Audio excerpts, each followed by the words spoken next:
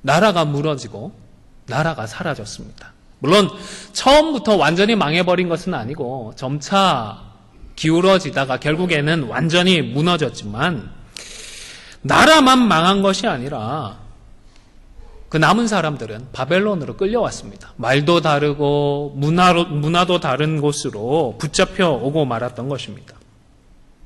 다니엘서에서 혹시 다니엘의 부모님에 관한 기록을 보신 기억이 있으십니까? 아버지 얘기도 없고 어머니 얘기도 없는 것으로 봐서는 부모와 생이별을 했든지 아니면 부모님은 먼저 죽어서 이 땅에 없었을 가능성도 많지 않나 싶습니다. 어린 나이에 호롤단신으로 그리고 치열한 경쟁과 생존의 냉혹한 현실 한가운데에 어린 다니엘이 내동댕이 쳐져 있었던 것입니다. 그런 삶을 살아가는 다니엘이 하나님에 대해서는 어떻게 느꼈을까요? 분명히 어렸을 때에는 하나님이 이스라엘을 사랑하시고 처녀딸 이스라엘처럼 그렇게 귀하고 소중하게 여기신다라는 말을 들었었는데 정작 현실은 어떻습니까? 나라가 사라졌습니다. 멸망당했습니다. 사랑하는 민족은 포로로 끌려와 있는 것입니다. 다윗의 위가 영원하리라고 말씀을 하셨었는데 그 유다의 왕과 함께 귀족들까지 포로로 붙잡혀 와 있는 것입니다. 분명히 예루살렘의 성전에 거하시면서 그 기도를 들어주신다라고 말씀을 하셨는데 지금까지는 아무리 기도해도 침묵하십니다. 변화가 없습니다. 하나님이 계신 것 같지가 않은 것입니다. 이쯤 되면 이왕 이렇게 된 것, 하나님 더 이상 믿을 것 없이 그냥 후회 없이 그냥 멋지게 살아보자 그런 생각을 해보지 않았을까요? 세상의 방법들, 성공할 수 있는 방법들을 선택하여서 내가 이곳에서 좀 이런 일을 허락하셨던 하나님 보란 듯이 잘 살아보겠다라는 생각을 하지는 않았을까요? 만약 다니엘이 자신을 위해서 살고자 했다면 일이 잘 풀리고 인정받을 수 있는 그런 순간이 되었을 때에는 자기 자신을 드러내고 자기 실력을 했을 것입니다. 자신의 능력, 자신의 실력을 인정받아서 더 높은 자리로, 더 많은 부귀와 영화를 누릴 수 있는 그런 자리로 점프하고자 하지 않았을까요?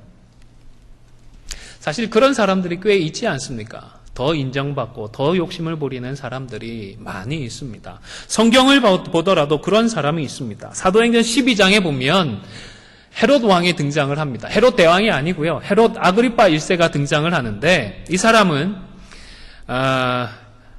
헤롯 안티파스의 조카입니다. 안티파스가 누군가 하면 세례 요한을 죽였던 사람이고 예수님을 죽이려고 했던 헤롯 대왕의 이제 손자뻘이 되죠. 그런데 이 사람이 로마에서 아주 생활을 오래 했고 정치가 어떻게 유지되고 굴러가는지 그 생리를 꿰뚫고 있는 그런 사람이었습니다. 로마 황제 칼리굴라 때에 유다와 사마리아 전체를 다스릴 수 있게 되었는데 자신의 정치적인 생명을 유지하기 위하여서 유대인들과 아주 좋은 관계를 유지하고자 했습니다. 그들의 비위를 맞추기 위해서 기독교를 핍박했던 그런 왕입니다. 그런데 이 아그리파 1세는 시돈과 두로라고 하는 지역과 별로 사이가 좋지 않았습니다. 항숙관계에 있었는데 그런데 이 지역은 양식이 충분하지 않았습니다. 먹거리가 충분하지 않아서 이스라엘에서 나는 양식을 이제 사와서 생존해야 되었기 때문에 헤롯 왕에게 화평을 청했습니다. 우리 좀 잘 지내보자. 먼저 그렇게 고개를 숙이고 들어오니까 이 헤롯 아그리파 1세가 기분 좋게 생각을 했고 그리고 아주 화려하게 차려입고는 그 사람들 앞에서 일장연설을 했습니다. 그런데 이날 거기에 있던 사람들이 여러와 같이 환호를 하며 그의 이름을 연호하면서 목소리까지 칭찬을 했죠. 이건 사람의 목소리가 아니다. 누구의 목소리다 했죠? 신의 목소리다. 신의 목소리를 들어본 적도 없는 사람들이 신의 목소리다라고 그렇게 찬사를 하니까 우쭐해졌습니다. 거절하지 않고 자신에게 마땅한 찬사다라고 생각을 했던 것입니다. 그런데 그날 결국 어떻게 됐죠? 12장 23절에 보면 주의 사자가 그를 쳤다고 했습니다. 충이 먹어서 죽었다라고 했는데요. 성경 밖에 있는 기록을 참고하면 배가 너무 아파서 극심한 목통으로 한 5일 정도 고생을 하다가 죽었는데 그의 배에서는 벌레가 정말로 우글우글했고요. 그 냄새가 너무 고약한 악취가 나서 주변에 있는 사람들이 다 코를 막고 있을 지경이었다고 합니다. 그러나 다니엘은 자신의 존재의 이유와 삶의 이유가 나에게 있지 않다는 것을 잘 알았습니다. 비록 포로로 잡혀와 있지만 그럼에도 불구하고 하나님의 영광을 위해서 살아야 한다는 것을 잊지 않았습니다. 그래서 기회가 될 때마다 나를 드러내고 나를 자랑하는 것이 아니라 하나님을 인정하고 하나님을 높이는 것을 보게 됩니다. 다니엘서 2장 27절과 28절을 함께 읽겠습니다. 자신이 인정받을 수 있는 절호의 기회인데요. 다니엘이 어떻게 했는지 성경 다니엘서 2장 27절 28절을 함께 읽겠습니다. 시작. 다니엘이 왕 앞에 대답하여 이르되 왕이 물으신 바 은밀한 것은 지혜자나 술객이나 박수나 점쟁이가 능히 왕께 보일 수 없으되 오직 은밀한 것을 나타내실 이는 하늘에 계신 하나님이시라. 그가 느부갓네살 왕에게 후일에 될 일을 알게 하셨나이다. 왕의 꿈, 곧 왕이 침상에서 머릿속으로 받은 환상은 이러하니이다.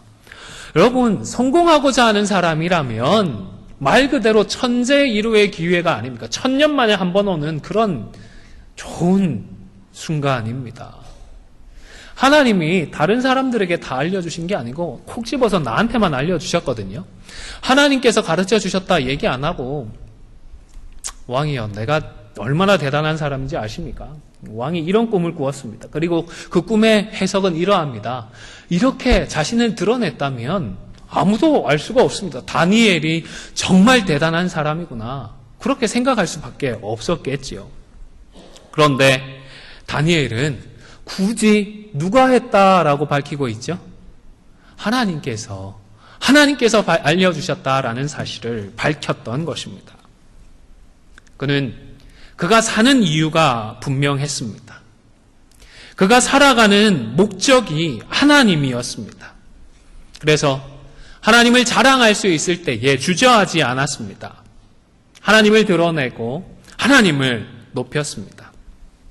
사랑하는 성도 여러분, 다니엘처럼 우리도 기회가 될 때마다 하나님을 높이고 하나님을 자랑하는 우리 모두가 다 되시기를 주님의 이름으로 축원을 드립니다. 뿐만 아니라 세상을 살아가는 우리에게는 삶의 지혜도 필요합니다. 다니엘이 그러했습니다. 사실 하나님을 위해 산다라고 하면서 지혜 없이 행동을 해서 오히려 복음을 가리는 경우도 종종 있음을 보게 됩니다. 믿는 사람들끼리는 그래도 좀 이해를 하고 서로 품어주려고 하지만 불신자들과의 관계에서는 하나님의 이름을 높이고 하나님의 뜻대로 산다고 하는 것들이 오히려 마이너스가 되는 경우들이 있습니다. 다니엘의 주변에도 대부분은 하나님을 모르는 사람들이었습니다. 혹 하나님을 알고 있더라고 하더라도 바벨론의 최고신으로 알려져 있는 마르둑보다는 못한 신으로 생각을 했을 것입니다. 왜일까요? 바벨론이 유대를 어떻게 했죠? 멸망시켰습니다. 유대를 멸망시킨 우리 신이 유대의 신보다 더 강하다라는 생각을 했던 것입니다. 사람들은 바벨론이 하나님께서 유다의 범죄를 심판하기 위한 심판의 수단이라는 것을 알지 못했던 것입니다. 이런 사람들 속에서 하나님을 이야기하고 하나님의 도우심과 그 능력을 자랑하고 하나님의 뜻을 무작정 거론하는 것은 별로 도움이 되지 않았을 것입니다. 오늘날에도 믿지 않는 사람들과의 관계 속에서 하나님의 말씀이기 때문에 우리가 사랑과 공의를 지키면서 살자, 우리가 아무리 얘기해도 믿지 않는 사람들에게는 별로 영향력이 없습니다. 그 사람들에게는 오히려 돈이 더 힘이 있어 보입니다. 이런 세상 속에서, 믿지 않는 사람들과의 관계 속에서 우리는 하나님의 이름의 영광을 드러내기 위해서 어떻게 해야 합니까? 다니엘서 2장 14절에서 15절의 말씀도 우리 성경을 펴서 같이 읽도록 하겠습니다. 구약 성경 1232면입니다. 같이 읽겠습니다. 시작. 그때에 왕의 근위대장 아리옥이 바벨론 지혜자들을 죽이러 나가매 다니엘이 명철하고 슬기로운 말로 왕의 근위대장 아리옥에게 물어 이르되 왕의 명령이 어찌 그리 급하냐 하니 아리옥이 그 일을 다니엘에게 알리매. 우선 직접 언급되지는 않았지만 다니엘은 믿지 않는 다른 사람들과, 세상 사람들과 우선 좋은 관계를 유지하고 있었음을 알 수가 있습니다. 사람들에게 평소의 삶과 행동을 통하여서 인정을 받았음을 알 수가 있습니다. 그렇지 않았다면 아리옥이 다니엘을 만났을 때에 어떻게 했을까요? 이것저것 생각하지 않고 왕의 명령한 대로 그냥 처형해버리고 말았을 것입니다. 망설임 없이 그를 죽여버렸겠지요. 그러나 아리옥이 지금까지 다니엘의 삶을 보아왔습니다. 그가 믿는 하나님에 대해서는 잘 모르지만 하나님을 믿고 살아가는 다니엘은 알았던 것입니다. 그냥 이렇게 처형해버리기에는 정말로 아까운 사람이라는 것을 그는 잘 알았던 것입니다. 그래서 다니엘을 보고도 먼저 처형해버리지 않았습니다. 그리고 다니엘의 질문에 지금의 그 상황이 어떠한지를 자세히 알려주기까지 했던 것입니다. 여러분, 우리 주위에 믿지 않는 다른 사람들은 과연 나를 보면서 어떤 생각을 할까요? 나와의 관계를 얼마나 귀하게 여기고 있을까요? 혹 기회가 되면 어떻게든 이 관계를 끊어버리고자 애쓰고 있지는 않을까요? 믿지 않는 사람들과의 관계 속에서도 우리가 하나님 앞에서 신실하게 행하듯 진실하고 신실하게 행함으로 귀한 관계들을 이어가실 수 있기를 바랍니다. 그리고 그런 관계를 통하여서 십자가의 은혜가 흘러갈 수 있도록 해야 하겠습니다. 뿐만 아니라 이미 인정을 받고는 있었지만 자신의 생각과 의견을 전달할 때에 어떤 말로 전달했다라고 하지요? 오늘 본문의 말씀을 보면 명철하고 슬기로운 말로 전했다라고 했습니다. 신중하고 사려 깊은 표현을 했다라는 의미입니다. 세상에서 살아가는 우리는 믿지 않은 사람들을 대할 때마다 명철하고 슬기롭게 이야기를 해야 하는 것입니다. 저는 성경에서 아비가일이라고 하는 여인이 참 명철하고 슬기로운 사람이 아닐까라는 생각을 합니다. 물론 다급한 상황에서 살아남기 위해서 자구책으로 그런 말을 했다라고 생각할 수도 있겠지만, 그러나 그녀는 자신의 말로 흥분을 하고 앞뒤 생각도 하지 않고 칼을 빼어들고 자신의 가족들을 진멸하기 위하여서 달려오는 다윗의 흥분을 가라앉혔습니다. 하나님의 뜻을 언급했고 하나님의 말씀을 거론하면서 다윗으로 하여금 범죄하지 않을 수 있도록 했던 것입니다. 물론 이 세상과 세상 사람들, 다른 사람을 이용해서까지로 살아가고 성공하려고 하는 그런 곳입니다. 이런 세상에 살면서 아마도 속상한 일들, 억울한 일들 많이 겪고 계시는 줄로 압니다. 그러나 흥분하고 맞서 싸우고 더 감정을 충동질하기보다는 다니엘처럼 명철하고 슬기로운 말로 서로가 죄를 짓지 않도록 할 수 있는 지혜로운 우리 모두가 다 되실 수 있기를 주님의 이름으로 축원을 드립니다. 마지막으로 세 번째로 무엇보다 우리는 하나님의 인도하심을 기억해야 합니다. 하나님께서 어떻게 준비해 주시고 어떻게 인도해 주시는지를 잊지 말아야 하는 것입니다. 느부갓네살 왕이 꾸었던 그 꿈은 아주 무서운 그리고 큰 한 신상에 관한 꿈이었습니다. 이것은 이후 역사에 나타날 세계적인 제국들에 대한 것이었습니다. 우선 머리는요, 어떻게 됐죠? 순금으로 만들어져 있다라고 했습니다. 이것은 지금 느부갓네살 왕이 다스리는 바벨론 제국을 의미합니다. 그리고 그 다음의 나라는 은으로 된 가슴과 두 팔에 해당을 하는 메데와 페르시아 제국입니다. 이 나라는 아주 돈이 많았다고 그러죠. 그래서 아마 은의 나라로 표현된 것이 아닌가라고 추측을 합니다. 국력도 아주 강력해서 애굽도 이집트도 정복을 했고 멀리 인도까지 가서 정벌을 했던 그런 나라입니다. 그러나 그리스까지 이 침공을 했었지만 실패를 했습니다. 마라톤 하면 잘 아시는 그 살라미스 해전에서 결정적으로 패배를 하고 말았습니다. 그리고 신상의 세 번째 부위는 이제 배와 허벅지 부위, 노수로 만들어졌는데 이 나라는 이제 그리스 제국, 헬라 제국이라고 알려져 있는 알렉산더의 헬라 제국을 의미합니다. 헬라 제국은 그가 다스리던 그 나라를 헬라어로 통일을 합니다. 언어를 통일시키는, 문화와 언어를 통일시키는 그런 일을 했고요. 특별히 이 시기에는 구약 성경이 원래 어떤 언어로 기록이 되어 있죠? 히브리어로 기록이 되어 있었습니다. 그런데 헬라어로 그리스 말로 번역된 구약 성경이 등장을 했습니다. 그리고 네 번째로 이제 쇠로 된 종아리와 쇠와 진흙으로 이루어진 네 번째 나라가 있는데 이것은 로마 제국을 의미합니다. 이 모든 길은 어디로 통한다는 말이 있었죠? 로마로 통한다. 로마가 점령한 나라들의 큰 대로를 건설을 해서 어느 곳이로든 잘 다닐 수 있도록 준비를 해 두었습니다. 그리고 그렇게 잘 놓인 길을 통하여서 로마 제국 안에서는 어느 곳이든 비교적 안전하게 여행을 할 수가 있었던 것입니다. 물론 섞일 수 없는 쇠와 진흙처럼 로마 시민권을 가진 사람과 그리고 시민권이 없는 사람들의 구분이 있었습니다. 그럼에도 불구하고 어떤 분들은 사람들이 세운 나라 중에서 최고로 합리적이고 가장 발전한 형태의 국가가 로마다라고 평가할 정도입니다.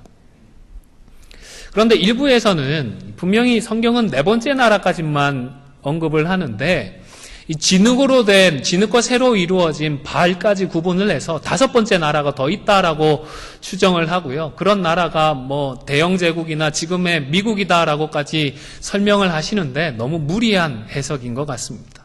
다니엘서에는 분명히 네 번째 나라다라고 분명하게 언급을 하기 때문입니다.